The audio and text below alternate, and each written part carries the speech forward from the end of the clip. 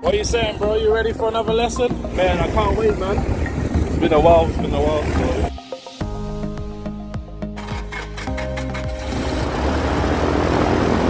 That's a screw.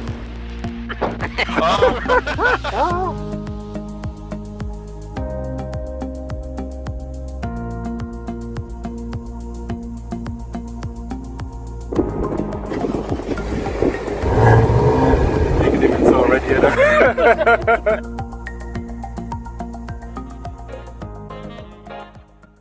Hey, right rudder, that's it. Wheel 01, you can backtrack now. Need to be over the field in between the two. Alright. What do you know about increasing the angle of bank? Full speed. Exactly. You're fine, you're on the centre line, and then suddenly you're not, bro. Next time you're in a grass, bro. That landing. Whew. I'm worn out. Are you aiming to be a commercial pilot? Yes, at some point. Yes, so these calls, they have to be made in a commercial environment.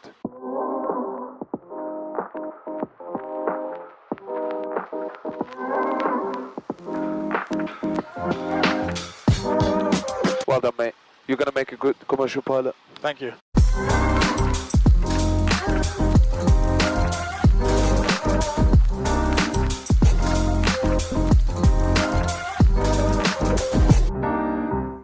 I'll walk up behind the aircraft.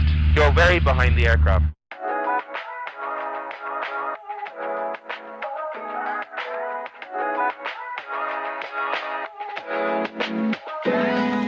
We've got a fuel leak. Have we? Yeah.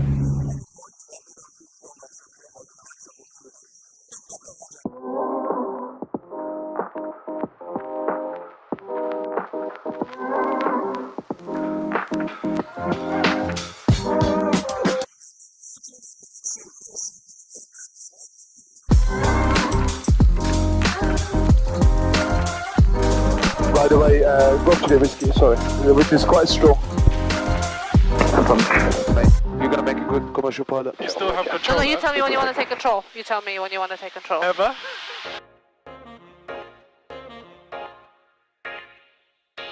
Do I have to? Yes. Because I say so.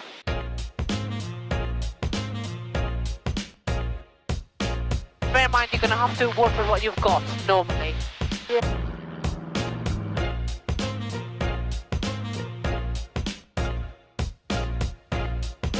What do you need?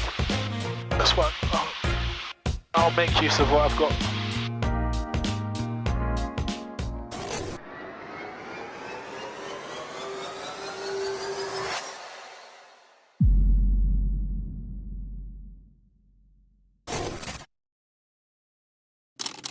Previously on Future Pilot 901.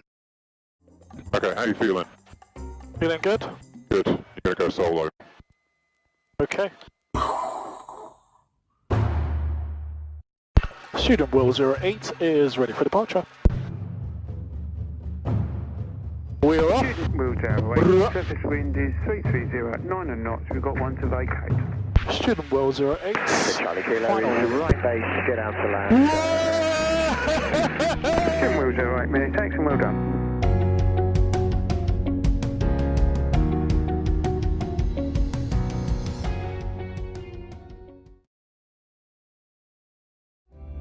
This aircraft is so nice to flow with. Yeah, very nice. Victor Golf, Kid 20 Southing controlled airspace now in the climb task chute 3,000 feet, heading 090 degrees.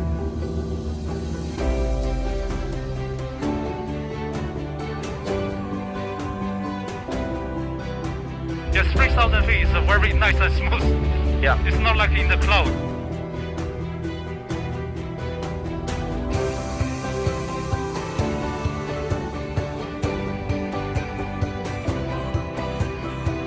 Golf, resume our location, Sierra Lima Binoc. Determine the procedure report on low flight established. The whole point of getting your IMC is you fly clouds. That's sort of where we are roughly. See? Okay. So we came in for an approach on runway 23. We did a missed approach, and now we're being vectored around to do another approach into runway 23. Ever since I was a kid, I had a dream of becoming a pilot, but could never afford it. One day I decided to stop making excuses, to sacrifice my comfort, to make my dream happen. My name is Dee, and this is my journey. This is Future Pilot 901.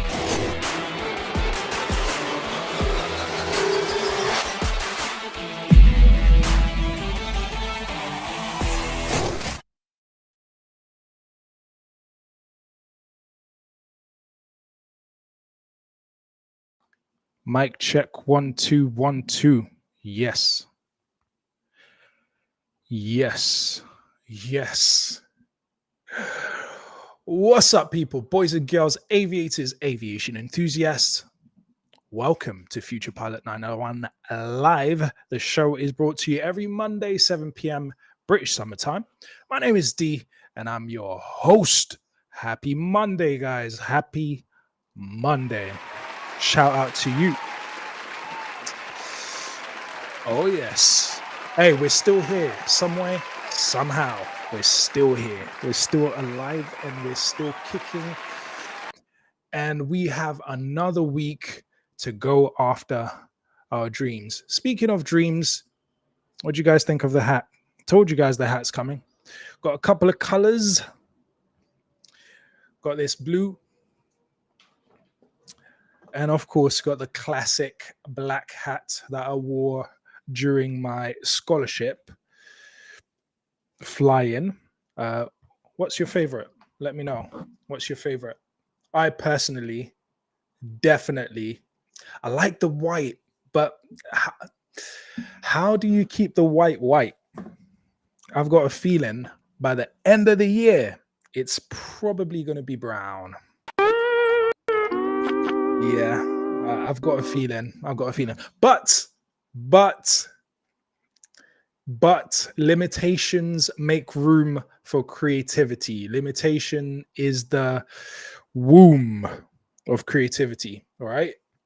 Because if that happens, I have an idea to just spray paint it and just kind of redesign it a different color.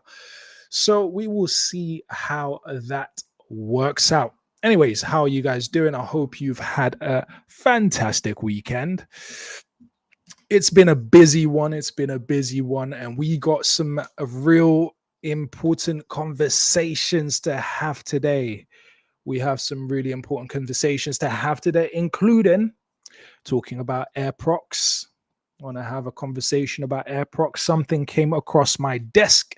And of course, I want to keep you guys up to date. Why? Because on this show, we keep our fingers on the pulse of general aviation. In fact, that's supposed to be my intro line. Yeah. I still need to work on my intro line. Let me see. Keeping an eye on the chat. Okay, so I did time you out last week, but you want to come back. Guess what? You're banned. Bye. You're banned. Shout out to the Kick chat. Shout out to the YouTube chat because we're streaming both on Kick and on YouTube.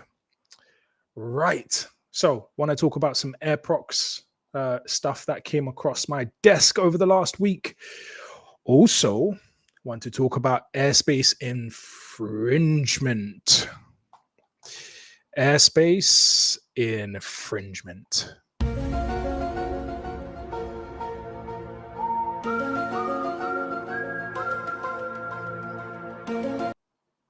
Yes.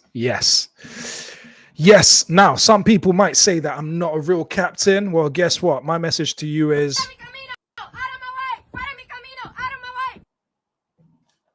And just one more thing. Oh, man. Life's too short not to have fun. Life is too short not to have fun. So what is new in the world of Future Pilot 901? As usual, I bring you guys up to date before we get into our safety briefing, which is firmly tucked into the flight bag today. Firmly tucked into the flight bag. Ladies and gentlemen, it's time for your weekly update. Right, what's new? Oh, I've got some news, guys. You might not be happy. There will be no video being premiered this Thursday. It's not going to work because I'm one human being and I can only live so many lives, right? So if you don't know what I'm talking about, I've been posting Fly to Dance. We're on part 3 at the moment. So I've got one more episode to go, which is part 4. And that is waiting to be released, right? Because what happens, we went to Brighton. I picked up Chris from Rochester. We went to Brighton. We had unexpected low cloud and had to figure that whole issue out. And then we finally landed. I went salsa, but what happened the next day? Well, you're probably going to have to wait until next week to find out, because I won't be doing it this week because I am tied down with other projects. What projects, I hear you ask? I shall tell you. That's what I'm here for. Basically, I'm involved in a few projects with the Honorable Company of Air Pilots, which I'm very grateful for. Of course, if you've been following the channel for a while, you know that they gave me a scholarship back in 2023 after years of applying and never getting past the first stage. I finally got through all the stages. I got the scholarship, was able to get my private pilot's license, and I'm now involved doing various bits of, like, especially like filmmaking and promo videos and stuff like that. So this week I will be off to see some of our gliding scholars who are off in undisclosed locations, completing their gliding residency, which means they're on a whole week at a gliding club, get an experience of what it's like to be involved in the operations, but also getting some flight time and learning some basics about flight. So practically speaking. So it's actually a very, very exciting time for them. It's a really cool scholarship. Just so you know, air pilot scholarships open usually in November, usually around PCL time. So if you're interested, if you're 16 plus, you're interested in that kind of thing, obviously it's fully funded. It's a week residential where you get to experience aviation with other like-minded individuals who love flying just as much as you do. I don't know if you've experienced this, but if you're into like aviation, up until you actually get properly into the aviation community, you kind of feel isolated, because like every time a plane goes by, you're looking up and other people are like still in conversation. Every time you see something to do with aviation, you're excited, but the people around you don't really understand. Well, on the gliding scholarship from the air pilots, that's very different, because you're there with a whole bunch of people who actually are on a similar journey or a similar place in their journey. They're just getting started in aviation and they're just looking to get their first bits of experience. So that opens in November, but I'm going to be out to visit the scholars that are doing their residency right now, or their residential right now, and I'll be filming them because I do the promo videos.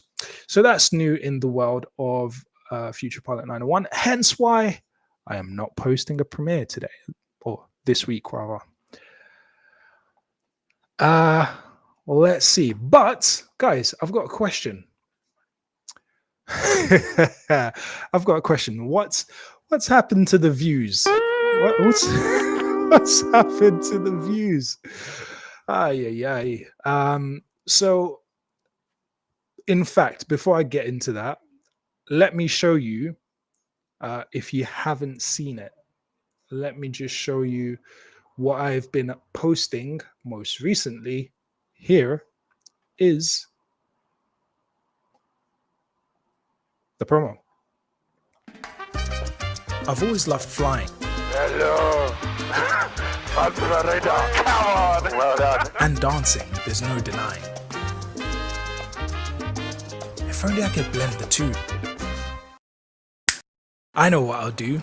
I'll fly to a new place to dance with a new face, enjoying the wings a private pilot license brings.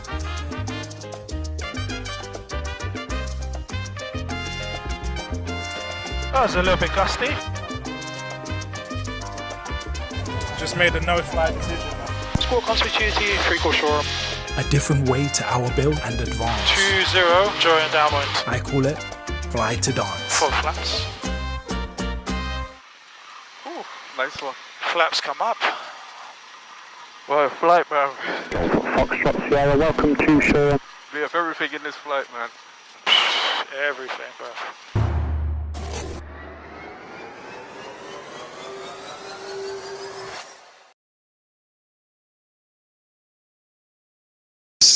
So, part 1 got a ton of views, and then part 2 struggled, and then part 3, well, part 3, even though I feel like part 2 is actually one of my favorite edits because it took a lot to edit that. But obviously, what pleases you as the producer is different from what pleases the audience, and importantly, is different from what pleases the algorithm. In fact, I've spoken to a number of people who tried out the YouTube thing for a little. Actually, they posted 1 or 2 videos, and so how hard it was to get views that they just quit. They were like, do you know, I'll just stick to Instagram. I'll just stick to shorts. So it is a bit of a grind, to be honest. It is a bit of a grind. And that's the truth. Like, in pursuing our dreams, whatever your dream is, obviously, if you're here, I imagine your dream, one of your dreams at the very least, is to become a pilot or to advance within aviation.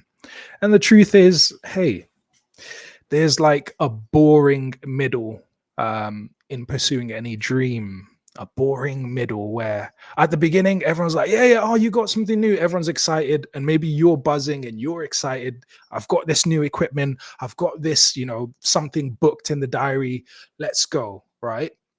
And then the novelty just kind of dissipates and diffuses, and then you're down to the real nitty-gritty boring middle where you're just putting in the reps, just studying, just reading the books, just repping, going back to the gym and just doing the same old stuff, but not seeing huge changes in your physique. The boring middle. It's very easy to quit in the boring middle. And I just remind myself to just keep on repping, right? Keep on repping. And if you can improve what you're doing, improve it. But if you're doing the best you can do, keep on repping, keep on getting those reps in. And in time, they will pay off, because I love the quote that says, champions are not made in the ring, right? You see a champion, they raise their arms and they're victorious, right? They've had this huge battle.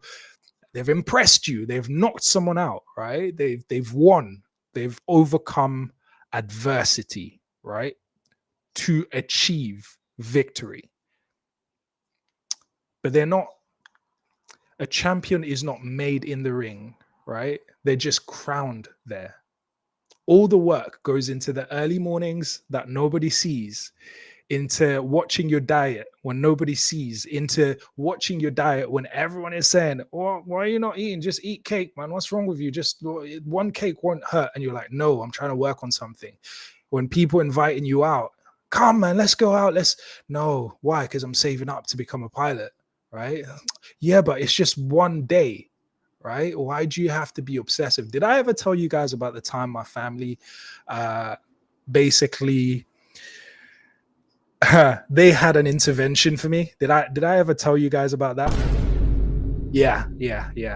Because that's when I told them, I'm going to tell you guys this story, and then we're going to go into talking about Airprox and airspace infringement, or more specifically, avoiding airspace infringement.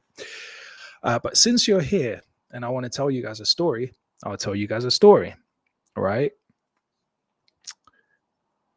So many of you would know this if you've been following the channel for a number of years.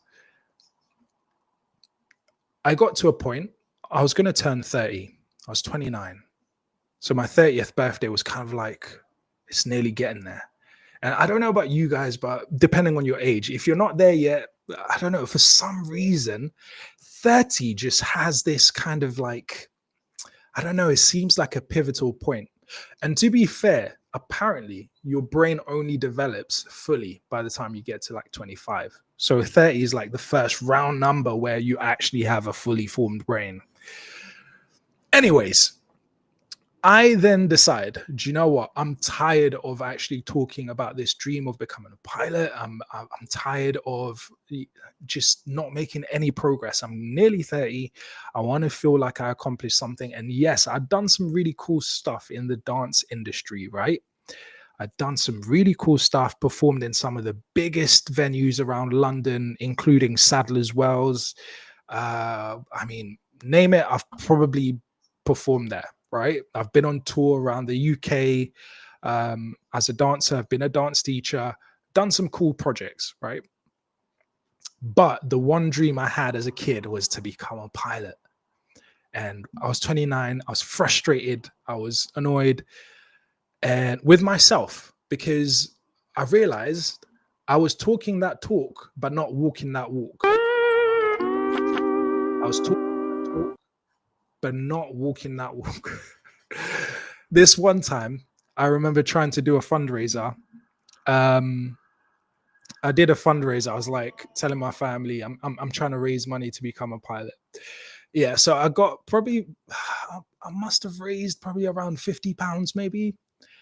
Listen, I don't know what I did with that £50. That's how not serious I was. So I was pretty like ticked off with myself. I was like, look, you need to change something. Like you need to make a huge change. So I decided I was going to live in my car. I started researching it. I started buying the stuff that I needed to do so that I could live in my car to save money for flying. My family heard that, obviously, because I've got family I could live with, right? But that wouldn't be enough. I needed to put myself. Here's a quote that I understood. People who are comfortable have no reason to move, right? But people who are uncomfortable have no choice but to move. So if I'm comfortable in this chair, if you're comfortable in your job, if you're comfortable in lack of progress, if you're comfortable in what you're doing every day, you've got no reason to change it, right? But when you're uncomfortable, you've got no choice, right? It's like pins and needles. It's like pins in your seat. You have to move because you're so uncomfortable. And so I wanted to put myself in a position where I was so uncomfortable that it reminded me that I need to move towards my dream, right? So hence the wanting to live in my car. My family was like, yo, relax.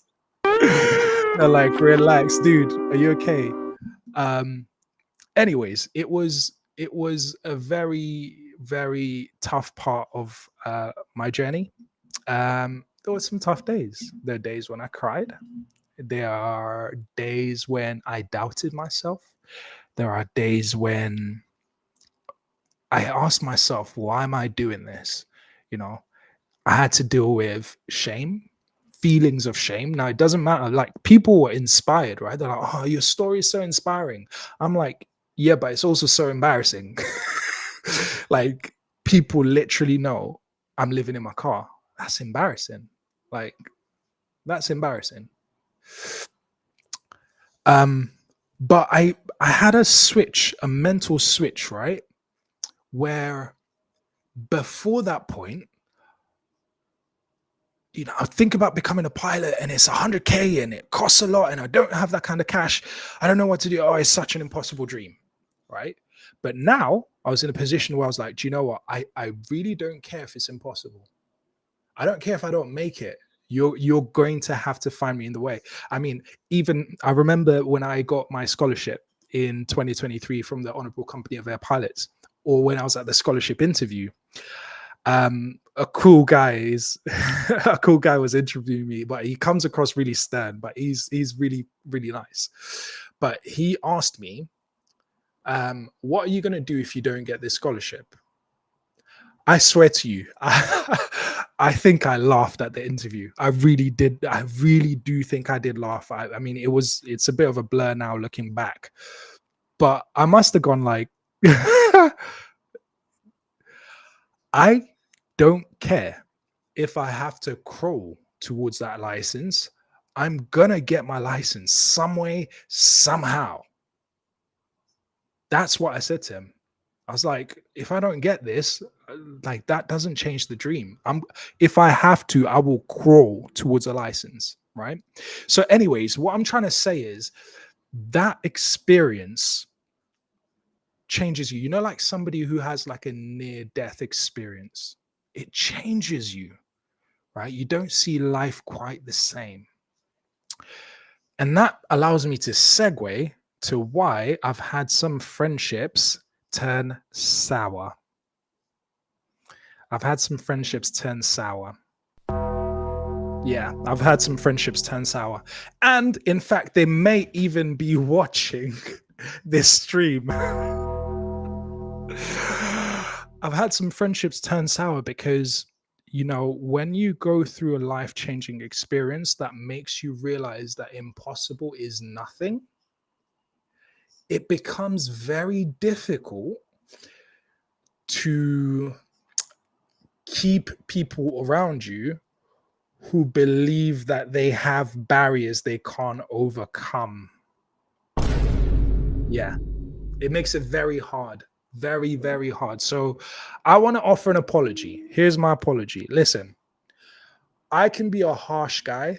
You know, I'm all nice and friendly in these videos, but in real life, especially if I'm in like a mentorship position, I can be quite harsh, right? So I just want to offer an apology and say, hey, I'm sorry, but I need people to understand that I have been through a life-changing, a mind-altering experience in living in my car for over 7 months of a year, and how tough that was, having showers in a 24-hour gym, and then there was lockdown for part of it, and struggling and going out and feeling embarrassment, all to achieve my dream. So now when I think about what's possible, there are no barriers to what I can do. And so when somebody comes and they're like, my pinky's hurting, so I can't, it's like, yeah, we can't, it's really hard for me. And maybe I will develop at some point to a stage where I can be more patient with that. But at the moment, you know, it's really difficult. So I'm just going to be honest and I'm going to own it. I struggle. I'll just be like, yo, you're talking rubbish to yourself. And I probably don't use that word. Actually, I can tell you, I don't use that word. I use a stronger word.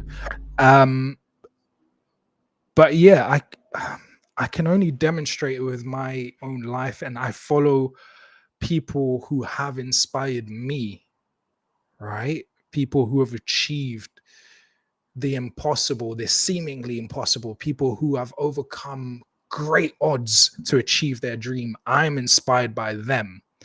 And if you're around me and you're like, well, I don't have the money, like I can't go through what I've been through and then look at you and go, oh yeah, I can see.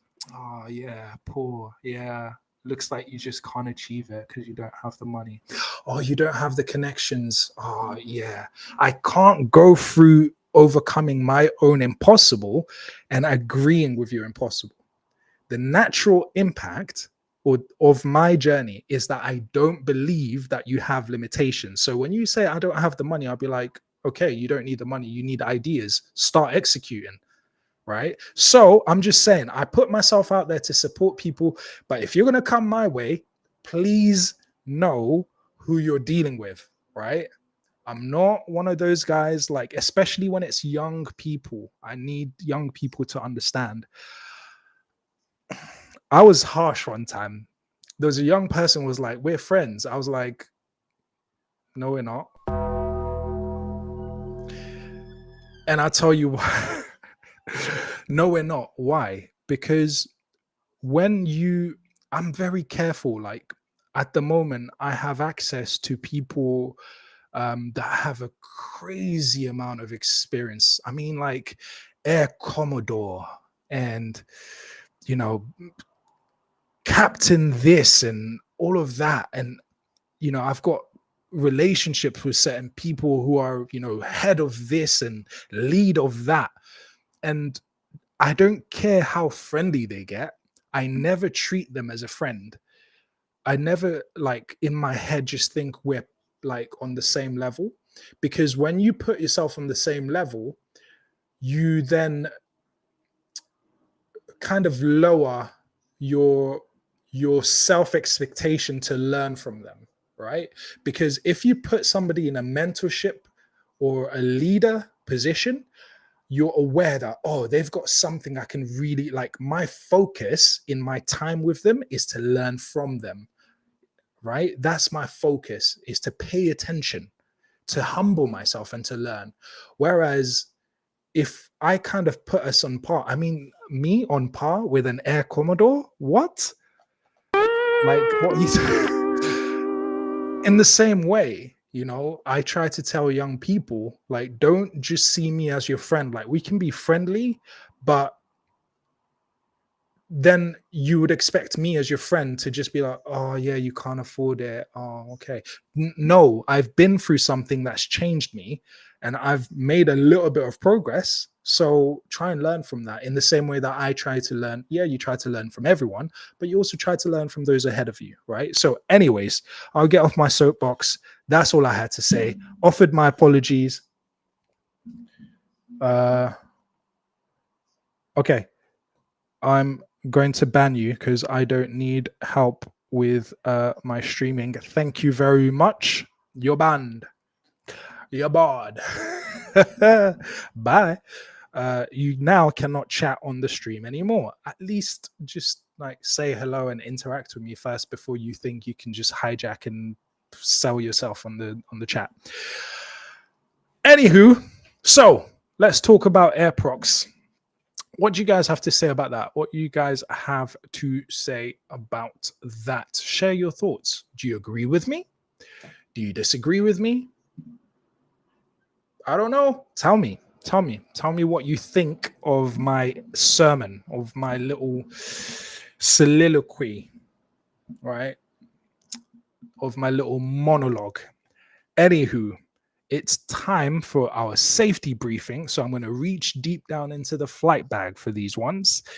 Let's find out. Actually, before I hit you with that, have you ever been driving and then you kind of fall asleep? Okay, you shouldn't, right? And if you live to tell the tale, you're very fortunate. Now, apparently someone was flying, which is the closest I could relate to this. Somebody was flying and almost passed out. Somebody's flying and almost passed out. Let's have a look.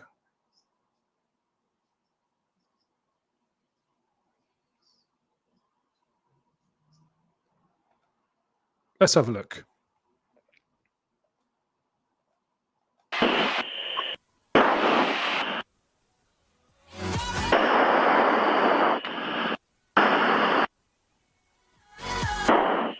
You back? Oh, what the You back? I'm back. All right.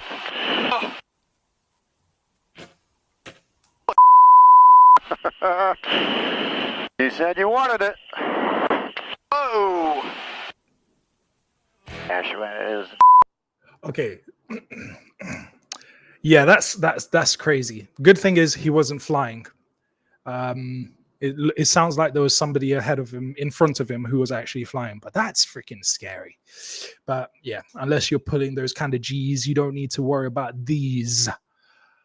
Right. With that said, let's go into let's get this show started.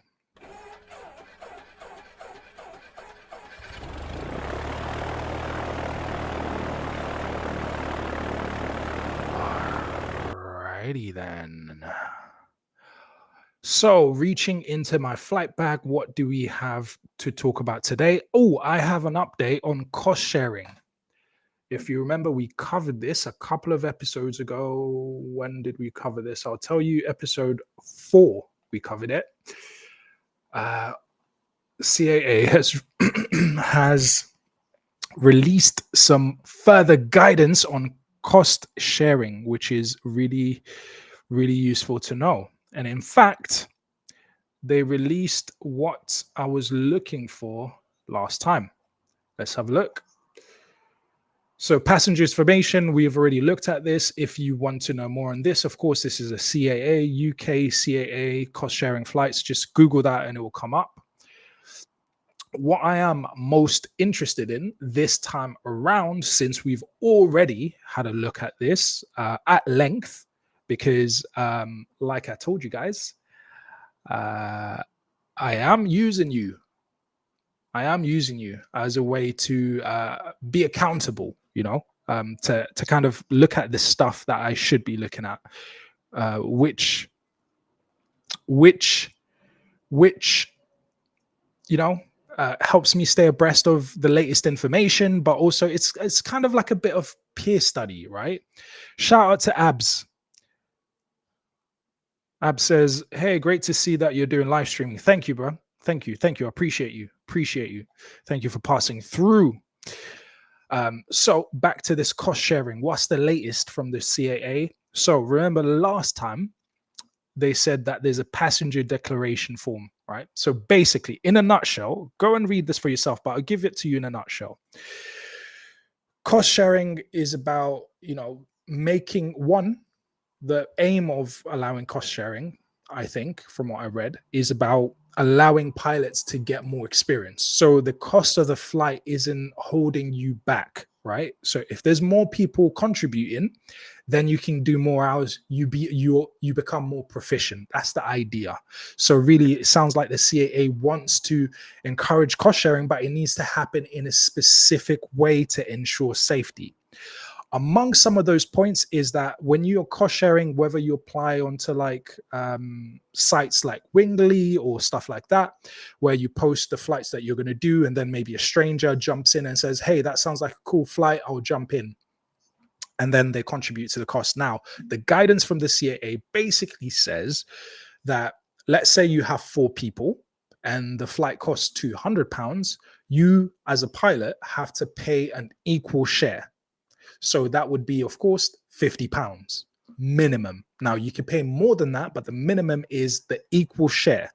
And you can only, the passengers can only contribute towards direct costs. So the cost of the flight, you know, costs at the airfield, maybe landing fees, that kind of thing, right? They can't pay for you to get to the airfield, for example. Now, where this guidance, what I'm about to show you, comes in, is that before a passenger jumps in, one of the things you have to do is tell them about, you know, the differences in commercial aviation, or how much more risky general aviation is compared with commercial aviation, right? Briefing them about that. And then the idea is, what the guidance that they're bringing that should take effect from the 1st of October 2025, is that they want GA pilots to get passengers to sign a declaration form, and the pilots need to retain a copy. And I imagine if you don't do that,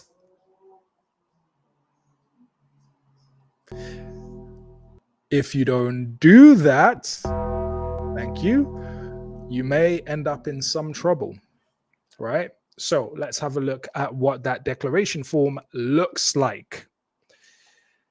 A template form is here. So this is current. Very important whenever you're dealing with documents is to check that they are current. Yeah. And this is version 2, version date 28th of July. Last time I came here, didn't show this, but let's have a look. What's this? Cost sharing guidance. Oh yeah, we had a look at this, and oh, see, this is more useful. This is more useful. I swear, last time we came here, this was not there. Right, okay, let's go back. That's not it. View file, passenger and pilot declaration form. There we go. Ah, there we go.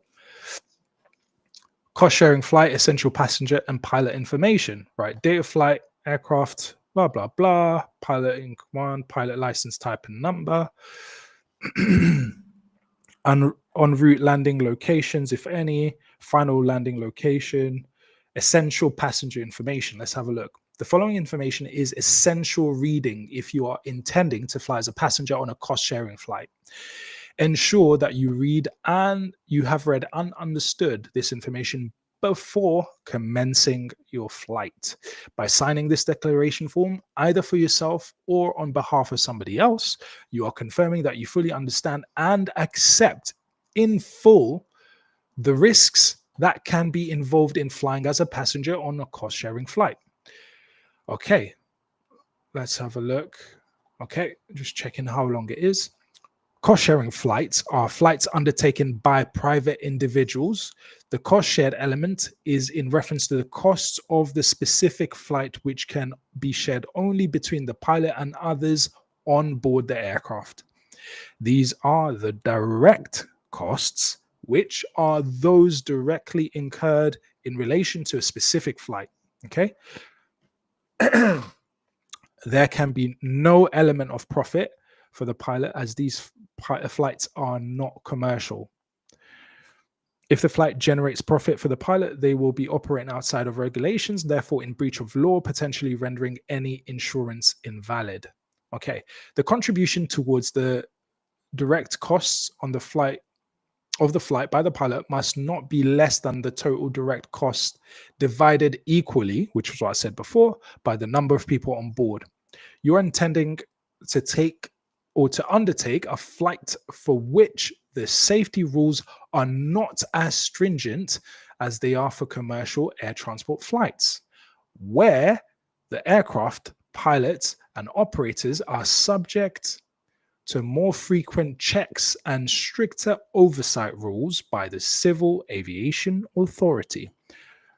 The safety and conduct of any flight, including cost-sharing flight, is the responsibility of the pilot in command of the aircraft.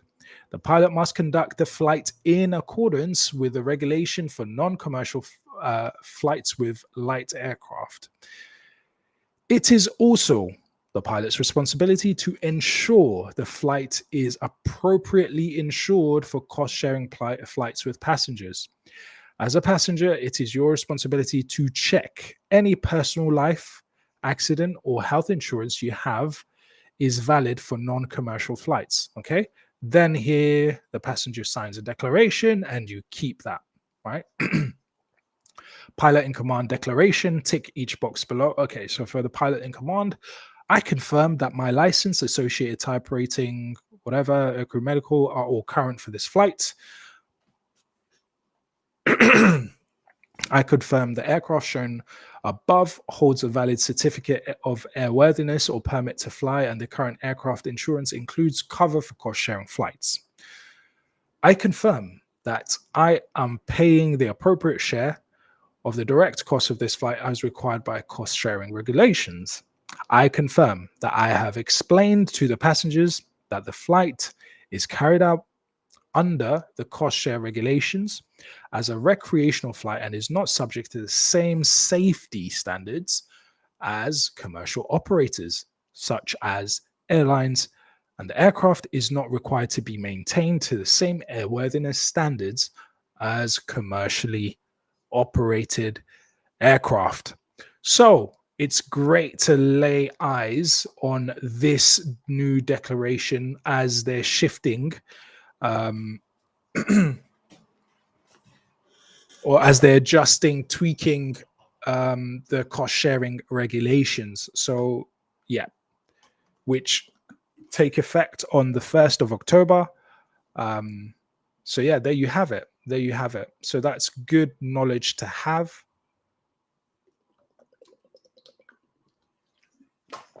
And I'm going to drink on that. Right. Well, that is your cost sharing update.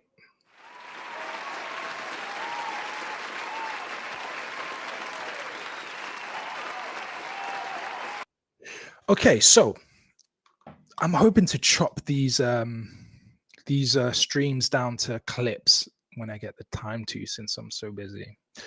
So it's really useful when I conclude, when I do it in sections. So if I forget, you guys, can you remind me, please?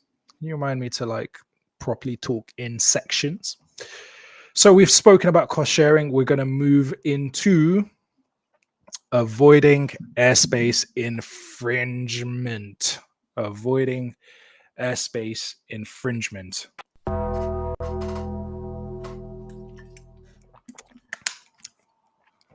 So airspace infringement, particularly around North Weald, which if you've been following the channel and if you've seen any of my videos, you know my home airfield is North Weald. It's a beautiful, incredible airfield.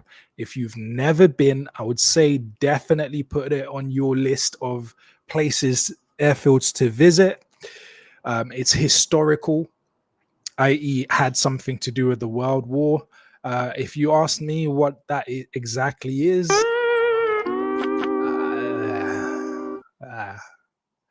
I do. I do have a video where I went to the museum and it was shut, and I didn't really get to do that, and I haven't been back to the museum since. But it's a nice airfield. There's a nice place to eat. There's always like, you know, really old aircraft. Sometimes Spitfires come through. Yeah, there's some old aircraft kind of hanging around. Yeah, it's a really nice airfield. I would definitely highly recommend it. Runway is long and huge, very forgiving.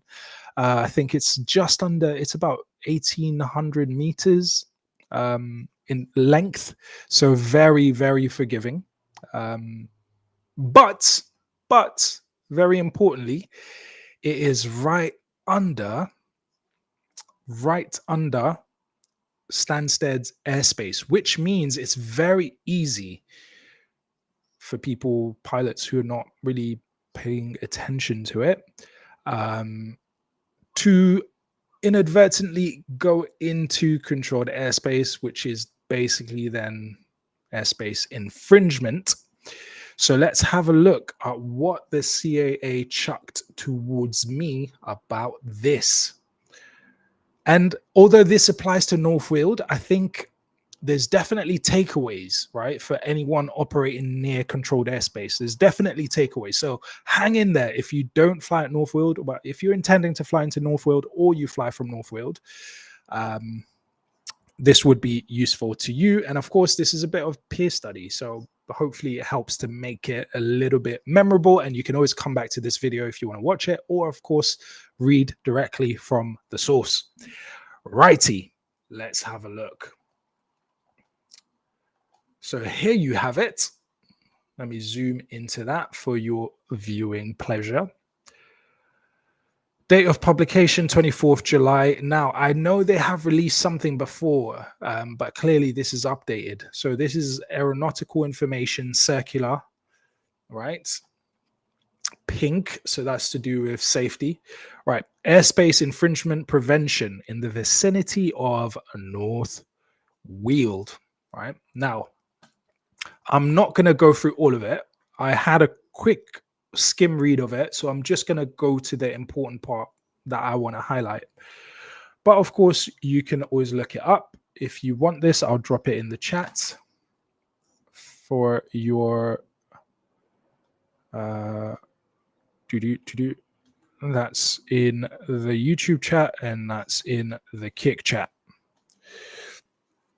You can have a look for yourself if you want. But I'm going to read the intro and then I'll go to the main parts that I want to pull out that apply to me as well. Right. North Weald is a busy, unlicensed general aviation aerodrome located in North Weald, Bassett, Essex.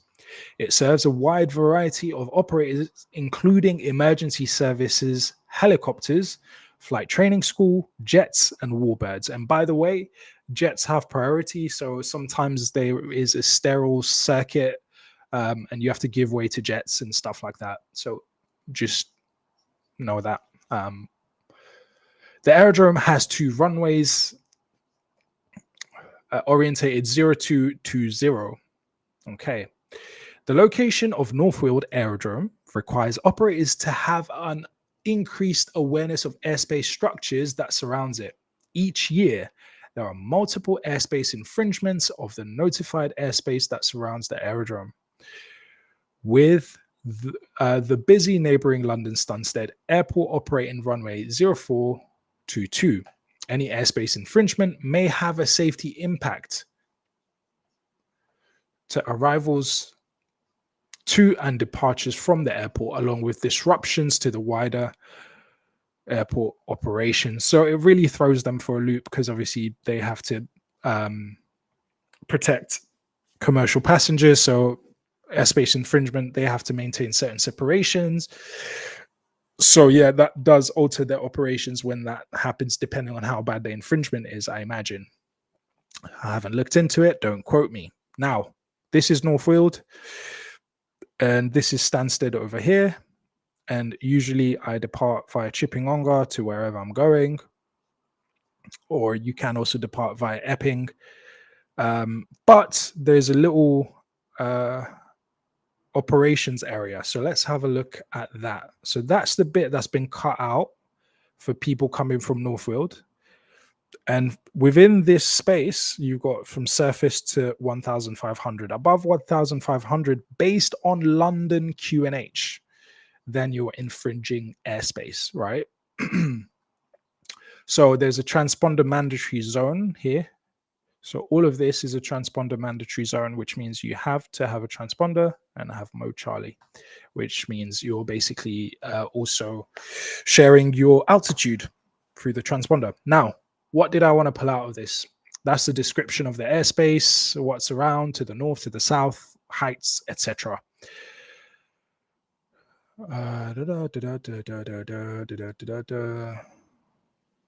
Okay, that's not... Yes, Northfield, area of operation, which is this part. This is the part I want to read, and transponder operation.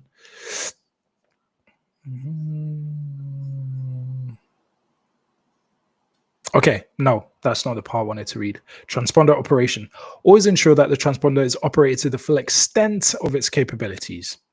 Flights in UK TMZ or transponder mandatory zone requires that aircraft be equipped with Mode S elementary transponder.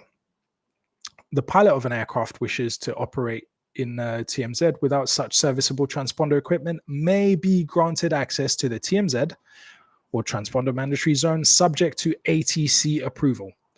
Prior to entering the TMZ or leaving, prior to entering the TMZ or leaving,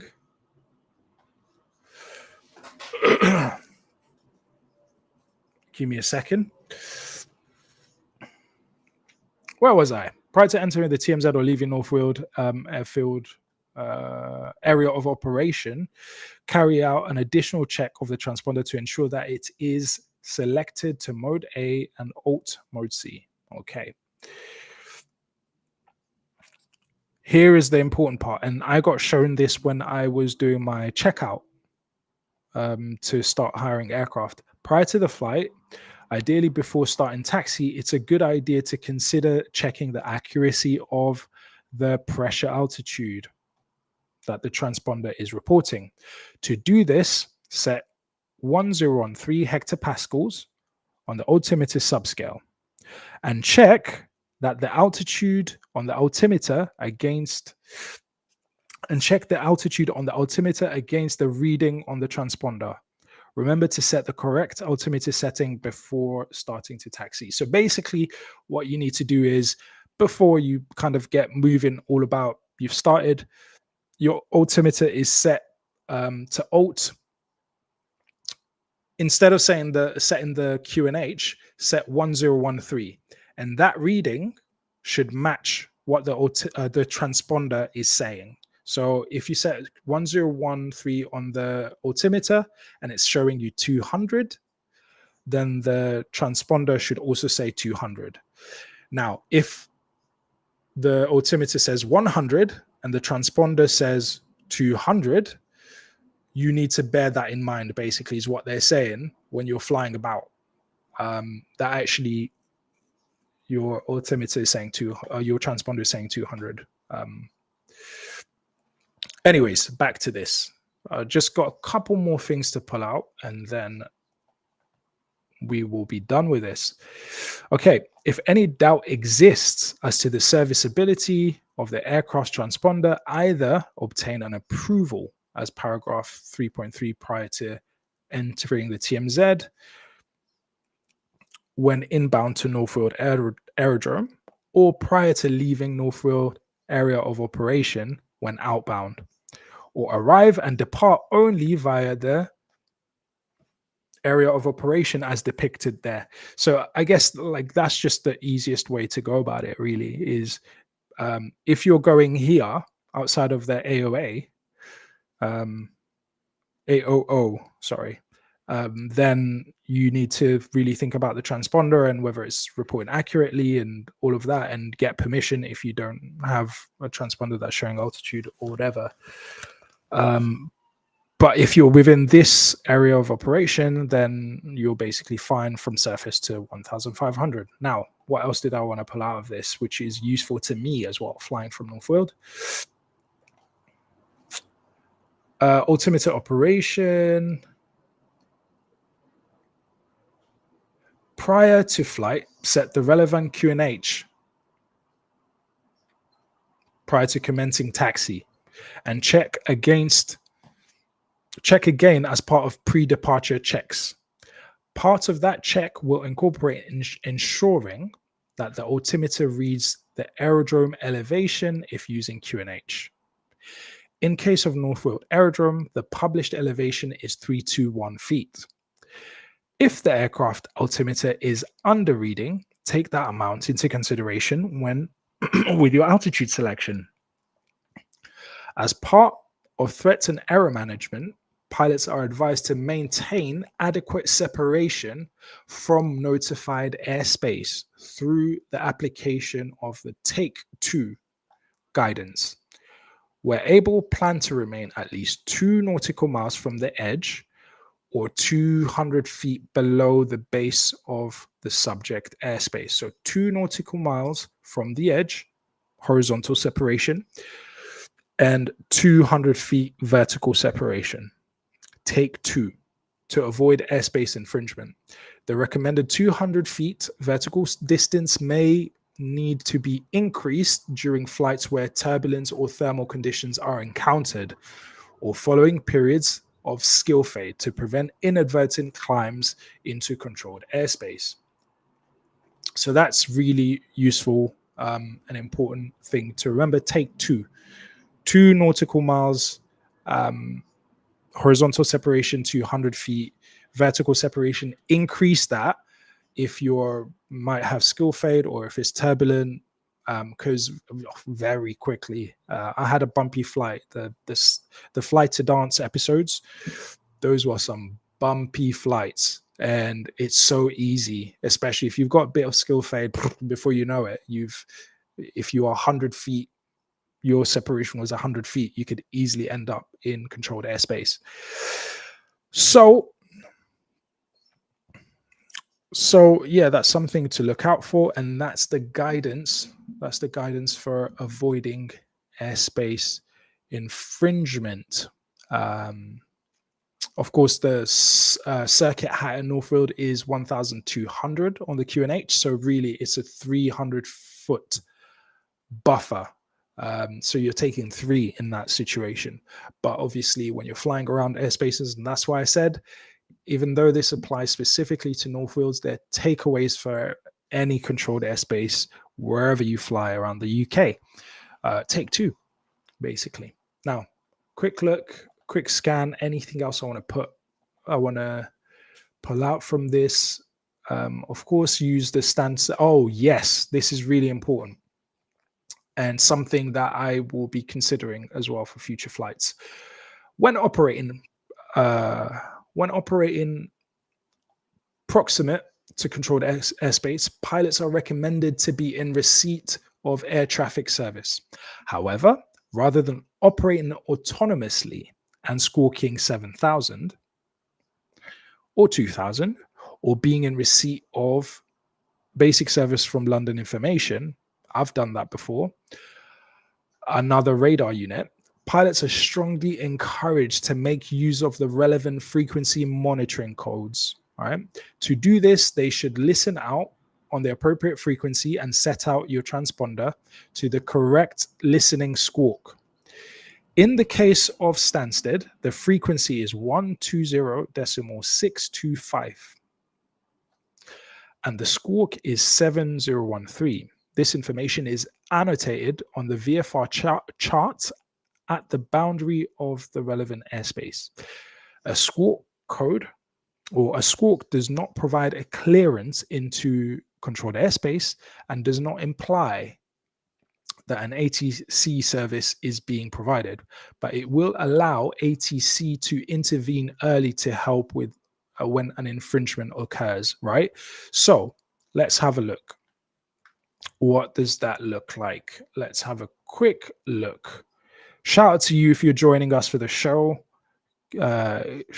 Drop a line in the chat so I can shout you out. Let's have a look. I'm going to stop sharing that screen and I'm going to share something else. Can I share this screen? Offline because you are. Let's see. Can I share it? No, window. Yes. So let's have a look at this. So where is North Weald? North Weald, finding North Weald. Finding North Weald. All right, all of this crazy London airspace, North Weald there, you got the area of operation. Now,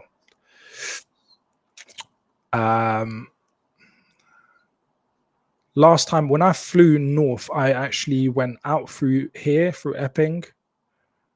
I think I went this way. No, I went out through Epping, round this way.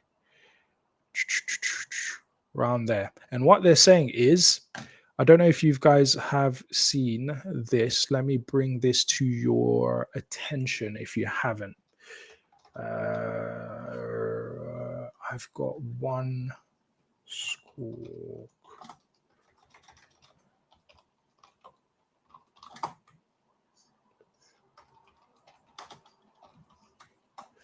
All right, let me see. Okay.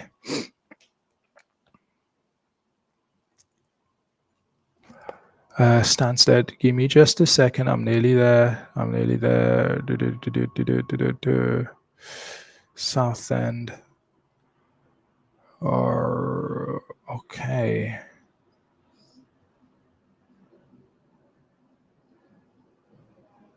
Okay, this is not quite what I'm looking for, but I will show it to you. Right. So listening squawks, right? Now, if you don't know what that is, it basically means that you tune into the frequency, but you don't have to communicate with them, right? So, for example, see, the reason why I said I'm not so sure about, okay, see, this is April 2017. That's April 2017. That's not the up-to-date one, but I just want to illustrate the point. Actually, let me see if I can find you in good time the latest one. I do have them in a document, but it's obviously important to make sure that it's the latest. Future Pilot 901 community, Future Pilot 901 radio telephony, Lars frequency squawk. Okay, so this is a later one. Let me bring that to you.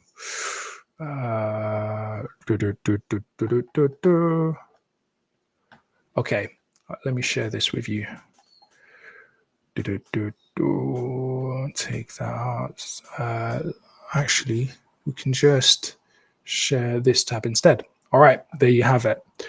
Right, so listening squawk, for example, South End, because I'm around South End a lot, I'll just put 130.780 and I'll put 5050 on the transponder, which lets them know I'm flying nearby. You don't need to do anything for me, but I'm listening to you just in case. And what they're saying is, if infringe airspace or you're inadvertently going to controlled airspace and you don't know, for example, in this case, if I drift into south end controlled airspace without knowing, they can then speak to me because they can see that I'm squawking 5050, so they know I'm listening.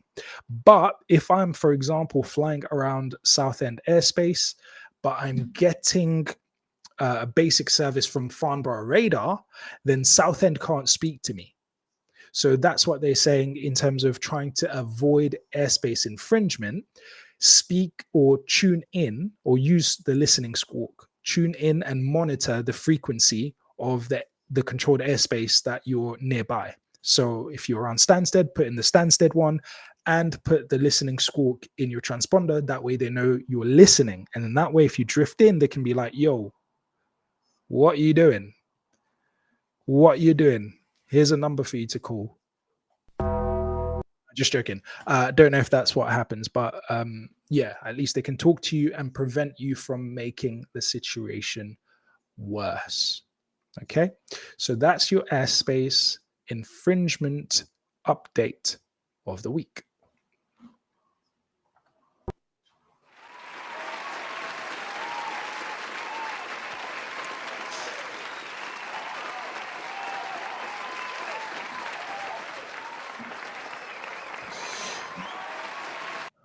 By the way, so as you can see, I've got the Live Your Dream hats back. Please tell me, what is your favorite color? Is it the white? Is it the blue? Or is it the classic black? Which one is your favorite? Please let me know in the chat. Let me know in the comments. If you don't, I will hunt you down. Listen, you're being tracked right now. If you've watched even 2 seconds of this, you're being tracked and I'll hunt you down. So let me know in the chat. No, I'm just kidding. I'm just kidding.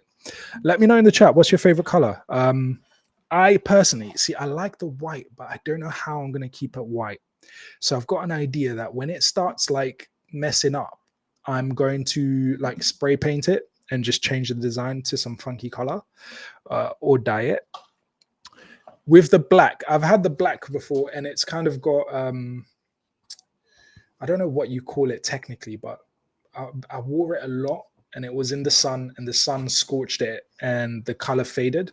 So what I'm thinking is with the black, I might just re-dye it black, but everything will be black, which might, you know, including the design, the typography, which would be interesting. So I've got a plan of how to make them last a while. The blue one, I don't know. There is no there's no coming back. When this gets messed up, just buy a new one. But yeah, let me know what you guys like. So for the last safety briefing, I'm going to reach into my flight bag. It's about Airprox. Airprox.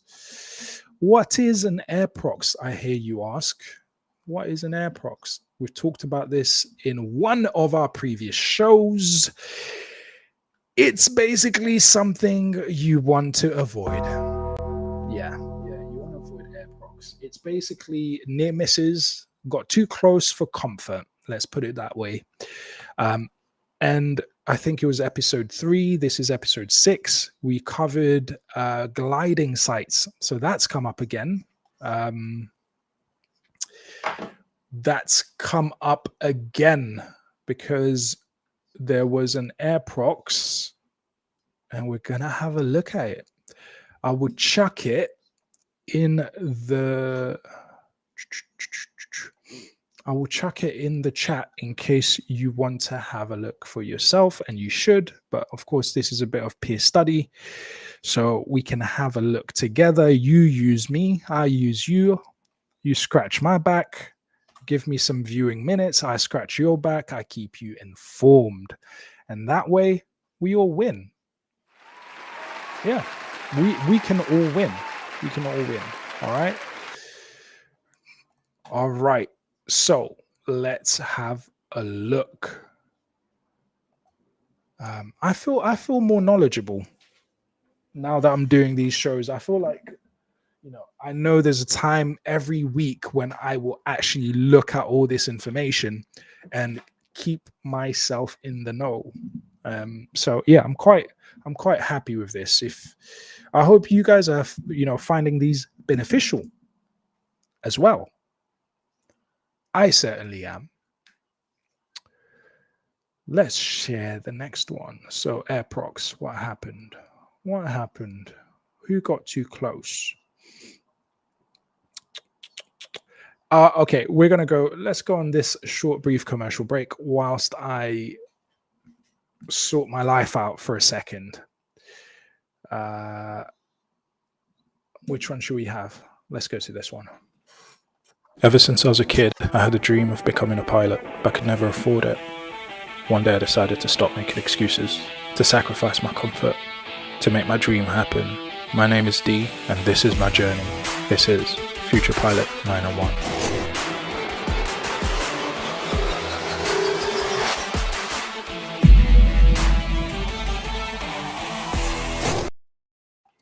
By the way, do you know where that intro or what inspired that intro? Do you know? Do you know what inspired that intro? I actually got that intro from doing a practice run of creating the Marvel universe, Marvel kind of intro, right? I'll play it for you guys. This is just because I want to share. Why not? I don't get a chance to share this kind of stuff with people, so why not share it with you guys since you're here? Marvel intro. I think it's probably obvious, right? Am I bugging? Like, is it super obvious and I'm just like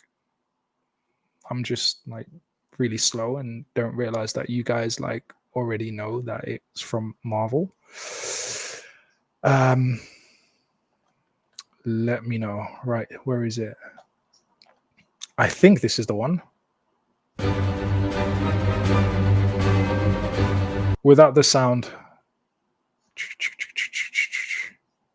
So not quite this part, because this is a bit more funky, right? But where is it? Okay, so it's now there's a different kind of intro actually. I think they've got a different let me see, 2014. Yeah, it's a bit more like this, but not quite. And you see that little kind of tilt that happens. Yeah, so I did a little bit of a practice of trying to create that because I was using After Effects.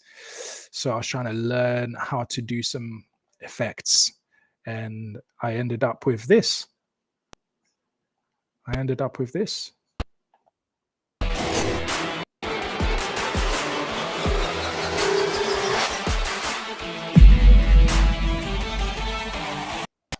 Yeah, and I don't like the quality of it because this is actually uploaded onto the software that I'm using, and for some reason it plays it back in trash quality. So forgive that. Okay, so without further ado, let's get into Airprox. Bit too close for comfort. Where is it?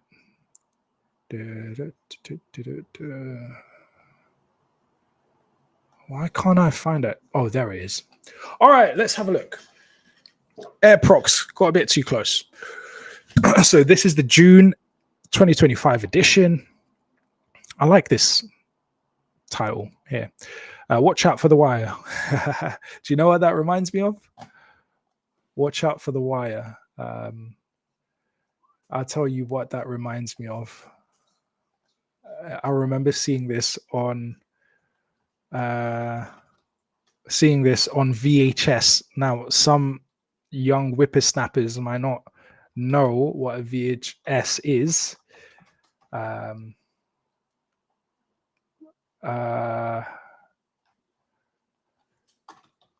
But don't even worry about it. Don't even worry about it. Let me show you what this this is what it reminds me of. George of the jungle, strong as he can be. Watch out for that tree. George of the jungle lives a life that's free. Watch out for that tree. When he gets in the scrape, he makes his escape with the help of his friend, an ape. Then away he'll schlep on his elephant ship, while fella and Ursula stay in step. Well, George of the jungle, friend to you and me. Watch out for that tree. Watch out for that tree. George of the jungle, friend to you and me. Yeah, so that's what that reminded me of. Reminded me of George of the Jungle. Watch out for that wire. Watch out for that wire. Cables worked well in bringing down aircraft during the wars. So why would you fly near them? All right, so what's happened? Cool. Way back in February 2023, I wrote Insight newsletter highlighting, among other things, the risks involved in flying over a glider site that conducts winch launching. Most do, below the maximum winch launch height. That newsletter was followed by a CAA podcast on the subject and advice to pilots on the CAA's website regarding flights in. Let me zoom in. I was wondering why this looks different.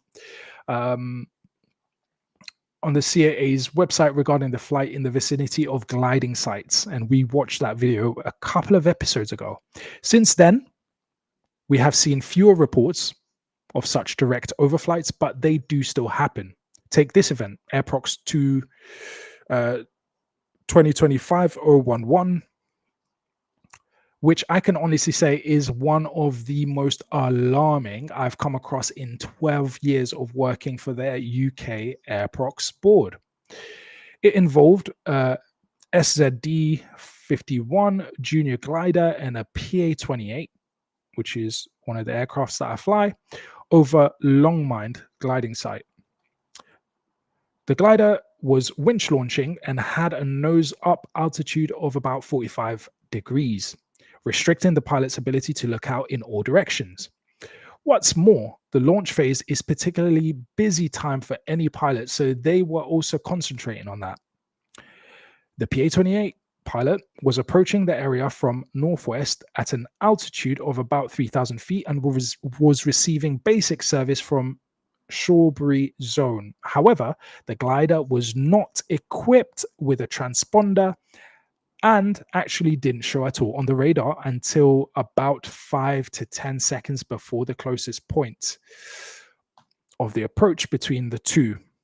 So there was no opportunity for Shawbury controller to warn the PA-28 about the glider, right? So the pilot had an electronic conspicuity device that could have detected the FLARM-equipped glider, but it seems that there was no alert from that device to warn of the glider's proximity. The FLARM on the glider would not have detected anything emitting from the PA-28. So there was no warning to the glider pilot of its presence either. Worryingly, the last line of defense, see and avoid, didn't work either, because neither pilot sighted the other aircraft at the time. This Airprox was reported by the glider pilot after they had been told what had been seen by the launch crew on the ground. So they didn't even really see it, right? The crew on the ground told them. The closest the aircraft actually were to each other was recorded, the closest the aircraft actually were to each other was recorded at about 400 feet vertically, with the PA-28 below and the glider, with the PA-28 below the glider, and 0.15 miles horizontally. The reason that the writer finds this Airprox so alarming is not just because the aircraft got particularly close, but because there were two cables attached to the glider at the time. the PA-28 passed below it, right? So glider launching, I've only got one model. Glider launching, PA-28 coming, and potentially cables, death, basically. That almost guaranteed, actually, guaranteed pretty much from 3,000 feet. Yeah, guaranteed pretty much, unless you're lucky. Like I saw some video with somebody that was really lucky. They went through an electric wire, actually. So they went like that, and it took off the canopy, and they survived. Very lucky, very, very lucky. So this is a, yeah, I would have probably been, yeah, I'd probably have needed a change of underwear, a change of underwear after this kind of Airprox. So it's a salutary lesson that flights in the vicinity of glider sites need to be careful or carefully thought through during pre-flight planning. Of course, gliding sites are usually in Class G airspace and do not have any protection around them, such as an ATZ. So there is definitely no requirement to avoid them. However, flying close to a glider site increases the likelihood of encountering gliders and gosh, I'm doing so well. And transiting below the maximum winch launch altitude adds further hazard. The cable, or in this case, cables, right? On the CAA half mil or even quarter mil VFR charts, glider sites are depicted by a G symbol surrounded by a circle of 1 nautical mile radius. The circle does not signify any airspace associated with the site. It simply is there to draw attention to the presence of it, right? In this case, it's saying that winch launch could go up to 2,500 feet. If the symbol is accompanied by a number in the bottom right-hand corner, this signifies that the winch launch takes place and the maximum altitude of the winch launch. Simply put, the potential height of the cable at the top of the launch plus the airfield elevation. So, of course, you could still have gliders hanging out, flying above this point, but that's the highest point of the launch. So this information is available on SkyDemon, on charts and blah, blah, blah, and it's really important to be mindful of that. Now, it might be a good time to revisit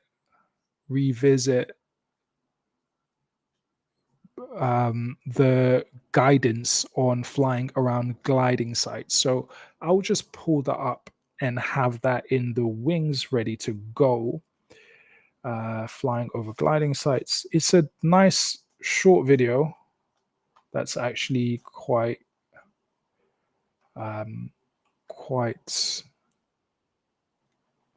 good.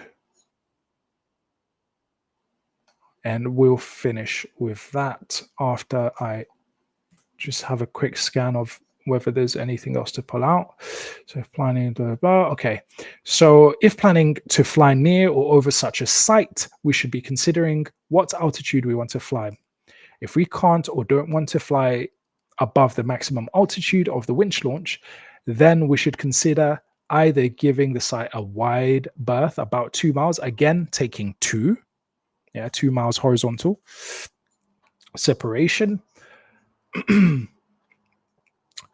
About 2 miles, but should normally be enough. But the greater distance from the site, the greater the distance from the site, the greater the likelihood that we won't encounter traffic departing, arriving, or in the circuit. So in and about, there could still be gliders in the circuit that might be a little bit difficult to spot. Yeah. So the wider you are from that site, the less you are to encounter that traffic. A word of caution here, though. Glider pilots are not required to hold a flight radio telephony operator's license, and it is very rare that there is an air ground operator at the gliding site. So don't necessarily expect an answer to any calls you make. But it does not mean that the site isn't active. So that's really useful to know. Another point worth mentioning is that in the case of the PA-28 pilot, in this case, the PA-28 pilots had a couple of issues with their onboard equipment. Nothing dramatic, but it did mean that their attention was divided between trying to resolve the issues and lookout. There is obviously little choice if we are flying on our own, but if you do have company in the aircraft, consider dividing the task so that at least one person is looking out at all times. Finally, I'd like to offer something for all those involved in gliding activities to think about. I'm reliably informed that it takes roughly 1 to 1.5 minutes for the full process of a winch launch. During this time, a GA aircraft flying at a normal airspeed will cover around 2 miles. A trial conducted by Gasco and Jarvis Bagshaw found that it's unlikely that a GA aircraft will be seen beyond a range of about 2 miles. This means that at the point of visual clearing the airspace for a glider launch, it is unlikely that any aircraft. It is unlikely than any aircraft that might be present. Gosh, shall we try that again? This means that at the point of visually clearing the airspace for a glider launch, it is unlikely than any aircraft that might present a threat to the launch will be within visual range. That's a pretty weirdly structured sentence, if you ask me. Food for thought. Anyways, basically, don't fly into it is the basic idea, or fly high enough to avoid it. But even if you're flying far above the winch launch cable highest length or height, you could still encounter gliders in and about. So don't take my word for it, because who am I? I don't really know much. I'm still trying to learn all of this stuff, and we're on this journey together. But I tell you whose word you can take.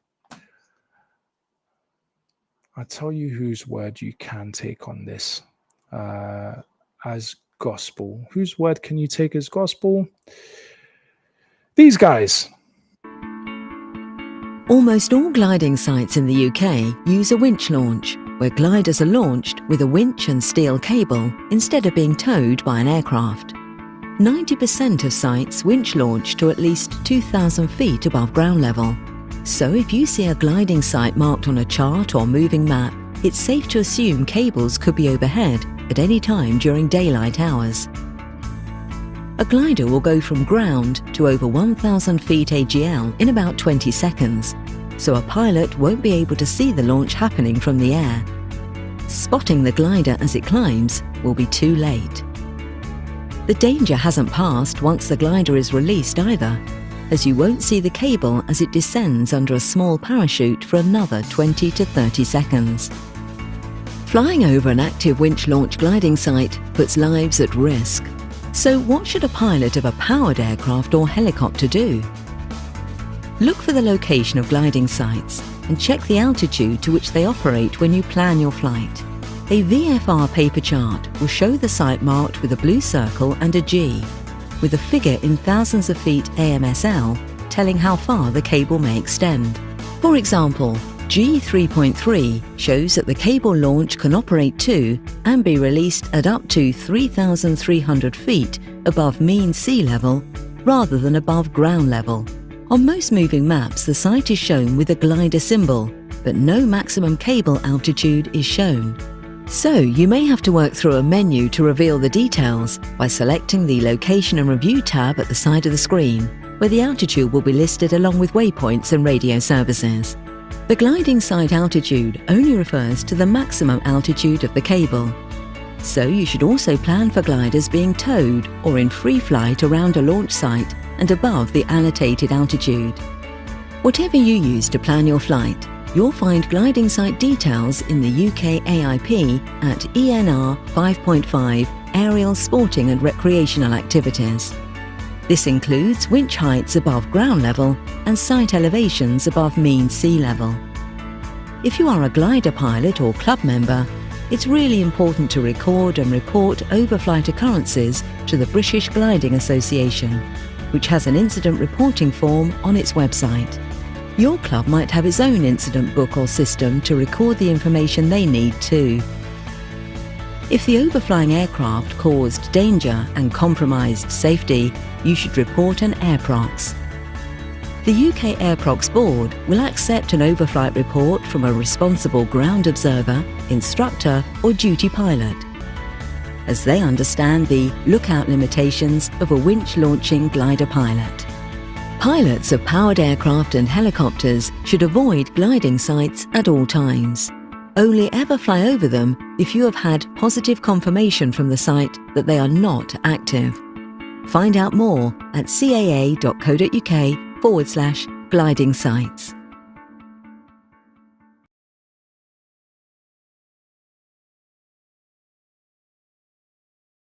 Well, there you have it. There you have it from the horse's mouth. The horse's. Did I just call the CAA the horse? Did I just call the CAA the horse? Listen, CAA, I'm sorry. I didn't mean it. I'm sorry. Please forgive me. I don't want you to follow me for anything. I'm sorry. Please. Right. So that concludes our safety brief for the week. Alas, we have come to the end of the show, but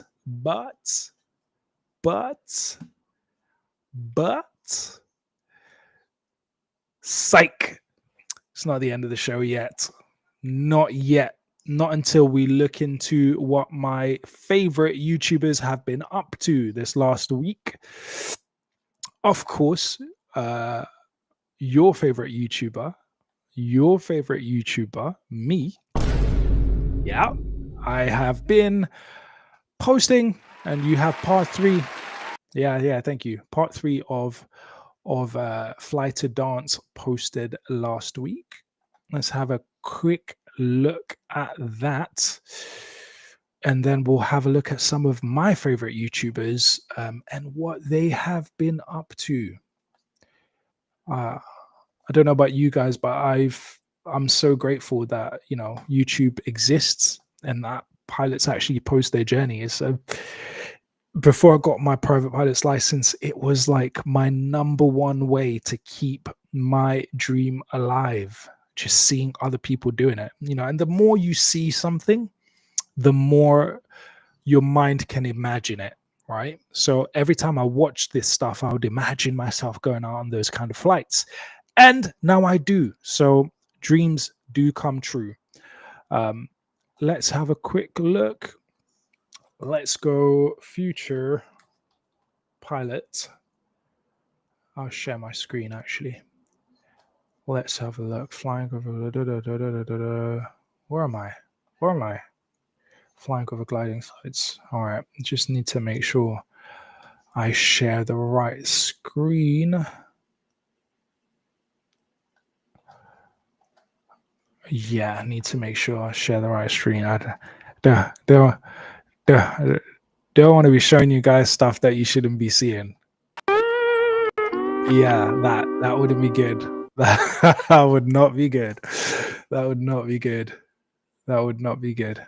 Right, let's have a look. Let's go over to Future Pilot 901. Yours truly. If you're not subbed, make sure you subscribe. Shout out to the new subscribers, by the way. We have had an influx of new subscribers. Thank you very much. Shout out to you. Thank you for joining the channel. I hope you find it useful. If you don't, sorry. But thank you for passing by anyway. So let's see. What did I post over the last week? Some of my most popular videos. It's funny, like the videos that you don't necessarily think will be popular sometimes are the most popular videos. It's crazy. But apparently this is my most watched video. Then this one, then this one, then this one. But over the last week, I posted part 3 of different way to our build and advance. Let's have a look. Previously. Okay, so they're saying this is to the east, so we're gonna make our way around so we can stay VFR and maintain our height, because I don't want to get lower, and apparently there's a gap. Okay. Golf Fox Sierra, final 20. Golf Fox Sierra, Roger, set between 220 degrees, 19 knots. Car B goes away, ready for a go around. You're lucky, next time it'll be £100 each, alright? I've always loved flying. The pilot license. Flaps come up. So you can definitely watch that. Of course, this is a 4-part series. Reminder, I'm not posting part 4 this week because I'm tied down with other projects, but you got part 1, part 2, part 3. You can follow the journey as I fly first to Rochester to pick up Chris. Then we both attempt to fly into Shoreham to do some salsa, which is my new Fly to Dance project. Having said that, let's have a look at what other... See, stop sharing. I'm on the wrong channel. What other YouTubers are up to? What some of my favorite YouTubers are up to? Who are your favorite YouTubers? Other than me, other than me, who are your favorite YouTubers? Let me know. Ooh, short field uploaded. Denied filming at a UK strip. Ooh, why I respect. Imagine being able to. Oh, come on. I swear, I never get adverts until I'm sharing my screen. Why? Why do I get adverts like that? Denied filming at a UK airstrip. Here's why I respect it.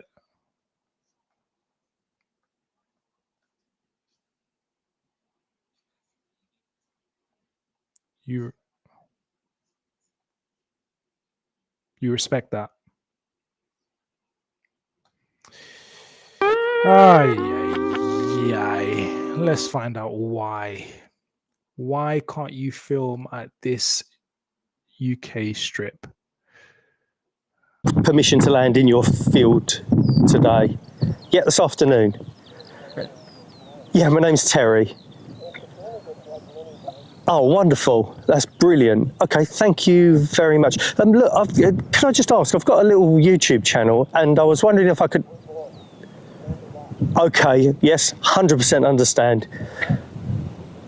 Yep, no, it's no problem. I definitely won't do that. You've got my word. Woo. That's never happened before. I phoned up for permission to go and land in a little strip I've never been to before. And although a guy was very, very welcoming and said no problem at all. And then when I asked about filming, he said no filming, no photos, nothing. He doesn't want anything at all filmed. So it's a bit awkward when you've got a YouTube channel. It relies on video, but I 100% respect this guy. Totally understand why.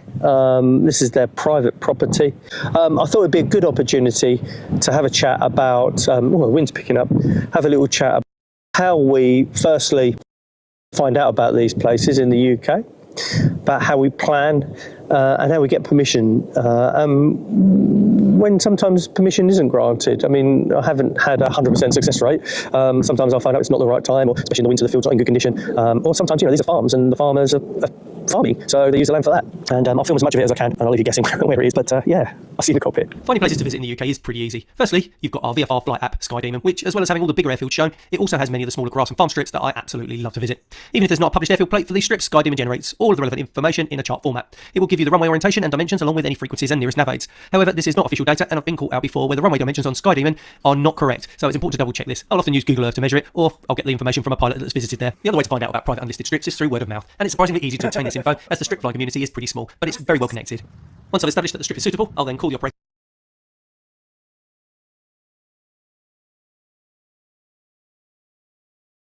for permission to visit.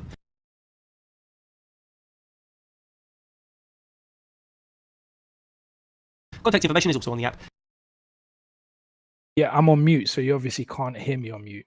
But yeah, I was saying, Is that where I think it is? I think it is. I think I read Wheeled Aviation, which means this is North Wheeled. Sometimes I call the day before, but often I leave it until the morning I'm due to fly. That way I will know that the weather is as forecast and I'm not wasting anybody's time.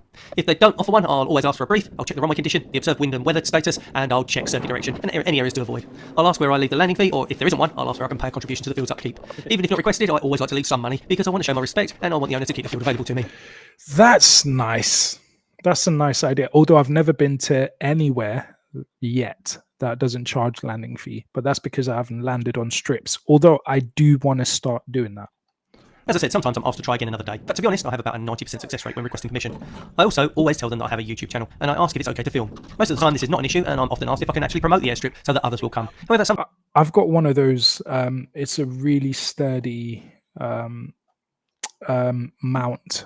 I can't find them anymore, so I'm really glad I got it for about £50, but they're really sturdy, made of metal, and you attach it to the tie down ring thing, and it holds really nicely. Sometimes I'm asked to not film areas like the inside of open hangars or obviously the owner's home, which is totally understandable, and I always comply. But this is the first time I've ever been asked not to film anything. Okay, he's got a drone as well. Legacy isn't built. Oh, quack, quack, quack.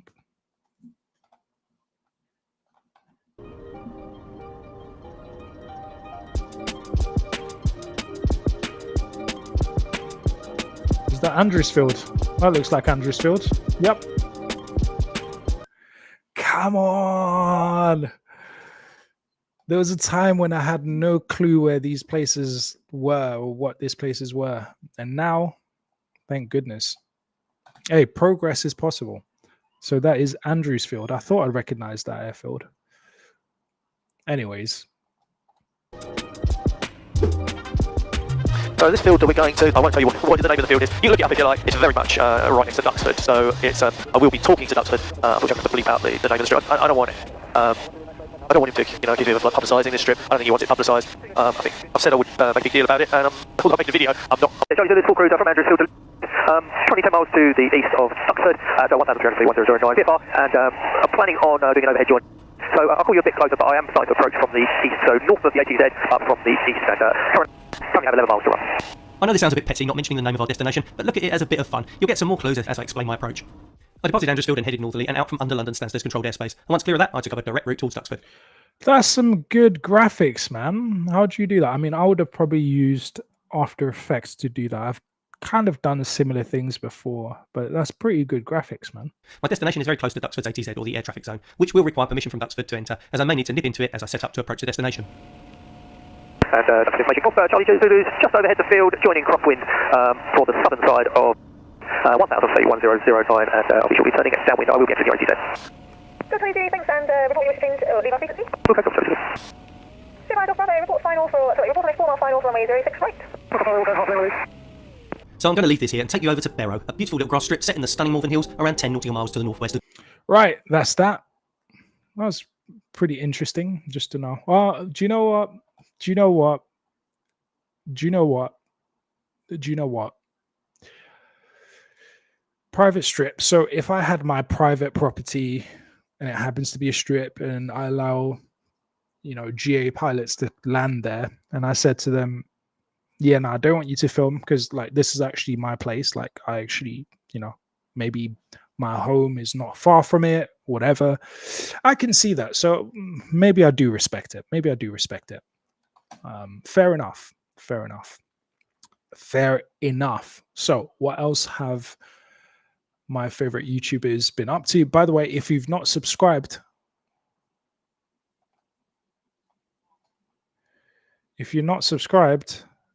what are you waiting for? Like, just subscribe to my YouTube channel. Like, come on. Yeah? Yeah? You're going to subscribe? All right, nice one. Nice one. Thanks. Thanks. Appreciate it. Appreciate it. Appreciate it. Appreciate it. Who else? Who else? Who else can we see? What have people been posting? Ludix, this makes your check ride harder. Lou episode 2. Okay, let's have a quick look. Sounds like more podcasty rather than a flying video, but let's have a look. Lou, this is episode 2, and I have some more of your questions from episode 1. Should we get into it? If you never became a pilot, what career path would you have pursued? Probably would have been an actor. I was always interested in drama and night school. Yeah, probably an actor. How come you're not a commercial pilot? Do you know what? That actually makes sense. If you've seen Ludix's series on like a terrible, what is it called? Terrible Flight Instructor. Let me have a look. It's actually a good, funny series. Like it's pretty good. It was pretty well done. I felt kind of annoyed because I felt like he did something. Since 2016. I think what you're trying to ask is why am I not? Ludix. Let me see. Poor instructor. Not that he's a poor instructor. He's a great instructor. The ultimate CFI training. This one. It's actually a good, like, little, like, funny type documentary type thing where he plays like 3 different instructors. That's what Let's see. Look outside. No, that's not it. That's not it. Yes. I think this is the one. Hi boys, girls, welcome back to another video here on Ludix Aviation. So today I've got a really cool video with you. I've got a really cool camera crew with me today, actually, because the person we're flying with today is semi-famous. You might have seen him before on a documentary about him trying to find his perfect flight instructor. I may give you a clue as to who it is, but we're flying with this person today because his flight instructor isn't available. So I've been called in to help him any way that I can to make him the best CFI possible. Let's meet him, shall we? Yeah, it's... Right, so where is that original one, though? Day in the Life of an Independent. This one. Finding the perfect flight instructor. Student instruction. It's so annoying. So annoying. I actually got this third one for helping an old lady cross the street. Got that straight away. This one, a student earned a CFI with taxiing out with the PO tube cover still on. So, save 2 lives out there. Keen to impress, this young fledgling flight instructor rechecks everything Otto did on his pre-flight. Wait. What did you just say? CFI Wait. This one I got. Wait. It's Caleb. Wait. This guy. Stare out in the cockpit, boy. Wait. The CFI that impresses the most will be selected to continue Otto's training. First to fly with Otto is Caleb. Fresh from his CFI check ride and ready to take on the world of student instruction. This one I got for private. This one I got for instrument. I actually got this third one for helping an old lady cross the street. Got that straight away. This one, a student earned a CFI with taxiing out with the PO tube cover still on. So, saved 2 lives that day. Keen to impress, this young fledgling flight instructor rechecks everything Otto did on his pre-flight to ensure everything is safe in an attempt to show his desire to get hired. But what drives someone to want to be a CFI? Well, I wanted a job that paid a lot of money. And $15 an hour is going to ensure that I can, in fact, help my mum pay for the phone bill. And, in her words, find my own place to live.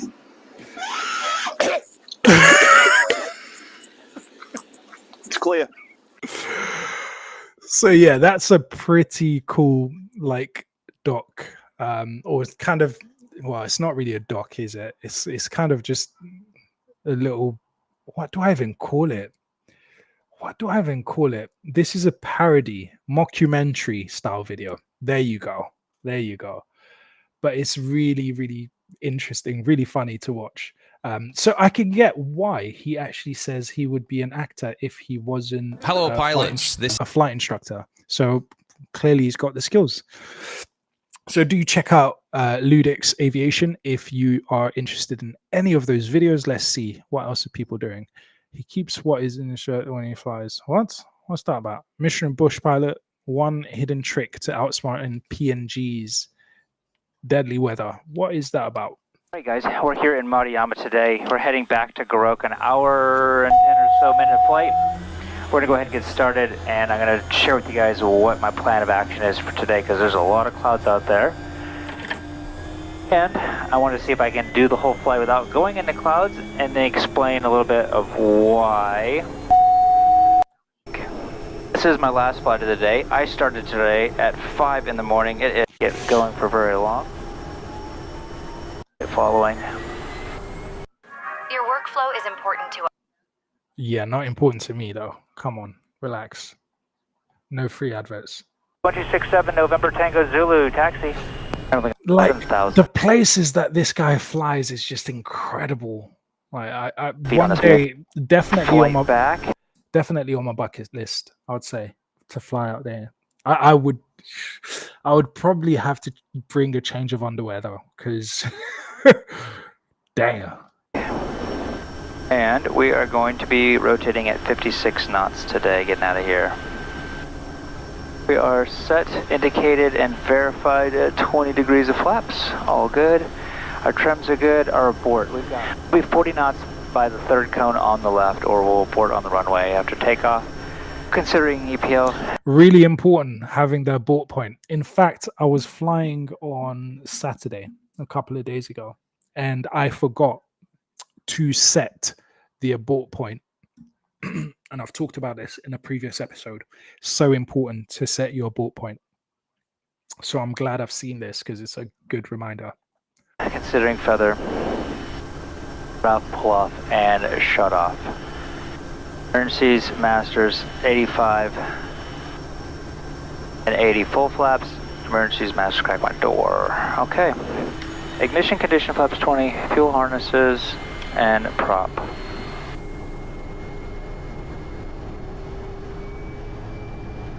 34 degrees, so 1470 because we are at sea level. Rotate 56. I'm going to get a rolling start so I don't just throw rocks on my prop. There we go. 1470. IGT's set right around 720 and climbing. That's good. There's 40 continuing. There's my 56. Get airborne. Lower the nose. Put them away.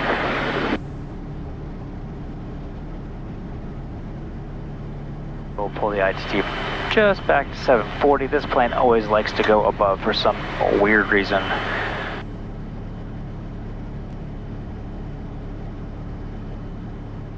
We just dropped off a group of college students that is going to be heading down the river 4 hours. So just so you know, PNG's Papua New Guinea. That's where this guy flies. I don't know his name actually. I never remember his name. What's his name? Buy a coffee coffee table work. Buy some PNG coffee. He's got a few things to sell. Has he got his name there? Oh gosh, he's selling, isn't it? Maybe I should start selling. But he's got an episode out. Pretty cool. What I'm hoping is where all the weather still. Now, the next thing we need to do, extra drama for this video. I honestly just can't tell. So, I swear, I'm so bad. Like right now, I'm skipping through the videos. When I go through my analytics and I see like people that kind of skip in and skip out of videos, annoys me. And now I'm being that guy. So sorry, guys. Right, let's have a look. A couple more. And then I'm out of here, gonna eat and go to sleep. Right, what's this about? Imagine being able to build. Or don't imagine.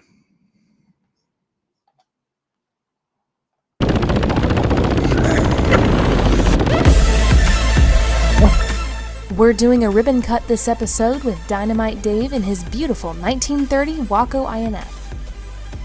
Dave was even nice enough to let me solo his beautiful airplane. See all this and more on this episode of Flying Doodles. All right, well, what's up, you guys? So today I'm here at the Old Rhinebeck Aerodrome. Unfortunately, I lost all of my Oshkosh content. I dropped a camera and luckily it was found, but I dropped a camera and I think the SD card just decided to depart and I can't find it. So don't know what happened.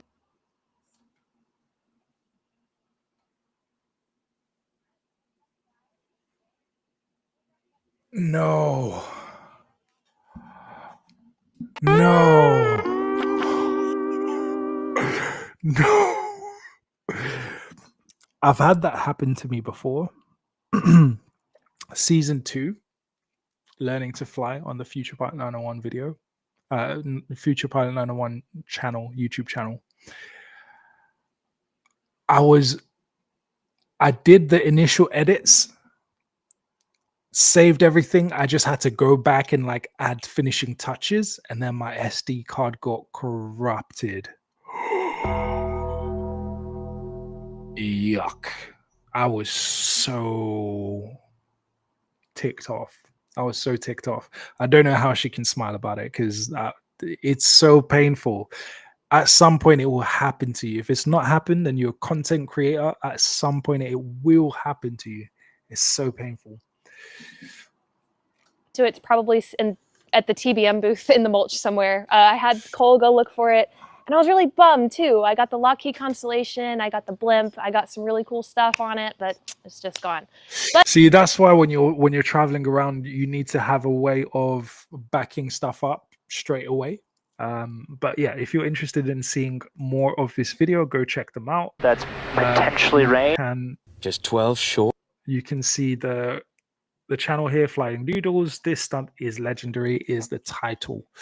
Right, what else is there for me? A ton of people have posted. Russ Can Fly trying to master RNAV GPS approach. Yeah, I think at some point I'll definitely dive into these, because I need to do my instrument rating, which I haven't done yet. What to do when this happens in flight. Let's have a look. What's Russ saying? Hey, what's going on, good people? Welcome to Russ Can't Fly. IFR training continues. Let's get it. Let's get it. Even Russ is selling stuff. Russ can fly. All right, so back in action, back here in Charlie.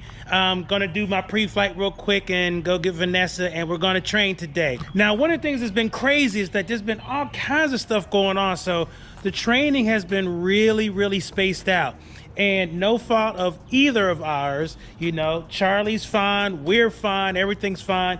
Thank you, Lord, for keeping Charlie fine and keeping us fine as well. But the weather has been ridiculous, and now we keep having these TFRs pop up. Now, there's a little cutout around Doylestown, but still, it's kind of a pain in the butt. Good. Thank you. A little rocky start. But Yeah, it was okay. What's it? All right, so, and I'm seeing after that accident with that Cessna private charter, like, don't be messing around with your altitude. Left downwind. Yeah, 2200. Mile final on the RNAV 2. Yeah, so that's definitely worth a watch, especially if you want to know more about like RNAV approaches, I guess. It's a nice way to learn before you need to learn. I find it really useful to learn stuff before you need to learn it. Therefore, you know, you're exposed, which reduces the learning curve. Once you do go to learn it, you're not just like, everything is not super new to you. So I would definitely be chucking those in a playlist and having a proper watch of those, especially for when I look to start my instrument rating. Right. Who else? What else? There's been a lot this week, man. People have been posting a lot. It's all gone. Oh, bless them. Fly Doodles. Oh, shout out to the new sub. Got some responses there. Shout out to the new subs. Okay. That we featured last week. All right. I think that's it from me. That's what my favorite YouTubers are up to this week. Who are your favorite YouTubers? I wonder. Let me know. Shout them out in the comment section. You never know who you might inspire, you know, by putting down your favorite YouTuber, and then they go watch that person, and then they're inspired, and you know, their journey goes on. Anyways, thank you for joining me today. I hope you found it useful. I certainly did. It's a great opportunity to go over this information and of course to share it with you. As always, I'm back here on Mondays, every Monday. If I'm not here, then you know I died. But if I'm alive and breathing, I will make it my commitment to be here every Monday. This is episode 6, so you know, we've got another 1,000 to go at least. before I quit this. Probably by the time I get to 1,000, I'll be so rich I won't need to do anything. I will just sit back and relax and sip on cocktails on the beach. But until then, it's the daily grind. It's the daily grind. With that said, I hope you have a great, blessed, and productive week ahead. And above all, my wish for you is that every single day that you will live your dream, whatever your dream is, whatever you want to achieve. By the way, a nugget: people who write their goals down are more likely to achieve it. So whatever your dream is, whatever your goal is, write it down. You're more likely to achieve it. All right. So do that and progress towards your dream, and never forget to share your story. You don't know who you will inspire as you overcome those obstacles on your path. Right. With that said, I'm out of here. I'm going to go have dinner and chill and then sleep and wake up tomorrow back to the daily grind. So until next time, my name is Dee. This is Future Pilot 901, reminding you to live your dream. Peace. Man, from living in my car to finally getting my trial flight done.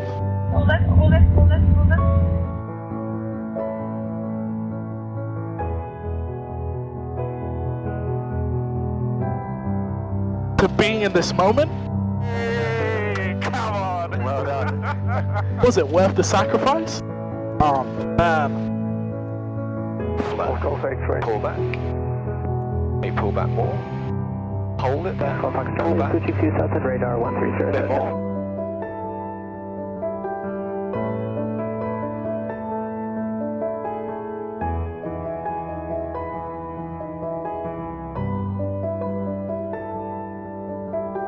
Listen. Was it worth the sacrifice? So, power right on. Center line. Listen, if you have a dream,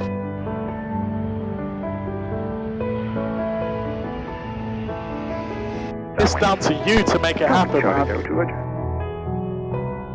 You might give it everything and it might still not work, but guess what?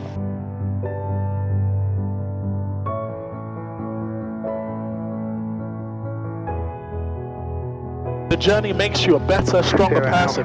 Can you imagine what kind of person you would become if you didn't pursue the one thing that you thought was the best thing in the world? You didn't pursue it. What kind of person does that make you after 20, 30 years of doing that? But when you chase what you believe is the most valuable, the most beautiful, the most awesome thing that you can do, and you give it everything, win or lose, you become a better person.